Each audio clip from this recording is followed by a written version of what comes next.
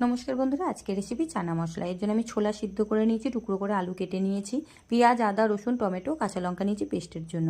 এখন আলুগুলোকে ভাজতে দেবো সামান্য পরিমাণ লবণ ও হলুদ দিয়ে। ভেজে তুলে নিয়ে ওই তেলের মধ্যে শুকনো লঙ্কা, তেজপাতা, গোটা গরম মশলা, গোটা জিরে দিয়ে পেঁয়াজ, আদা, রসুন ও কাঁচা লঙ্কার পেস্ট দিয়ে দেবো। এখন পরিমাণ মতো লবণ, হলুদ, লঙ্কা গুঁড়ো ও জিরে গুঁড়ো দিয়ে মশলাটি ভালো করে কষিয়ে নেব। মশলা থেকে তেল ছেড়ে গেছে, এখন টমেটোর পেস্ট দিয়ে আবার কিছুক্ষণ কষিয়ে নেব। সামান্য পরিমাণ চিনি দিয়ে ভেজে রাখা আলু ও সিদ্ধ করা ছোলা দিয়ে কিছুক্ষণ নাড়াচাড়া করব। এখন পরিমাণ মতো গরম জল দিয়ে কিছুক্ষণ ফুটিয়ে নেব। ফুটে আসলে ওপর দিয়ে গরম মশলা ও চানা মশলা ছড়িয়ে নাড়াচাড়া করে নামিয়ে নিলেই তৈরি আমাদের আজকে চানার রেসিপি।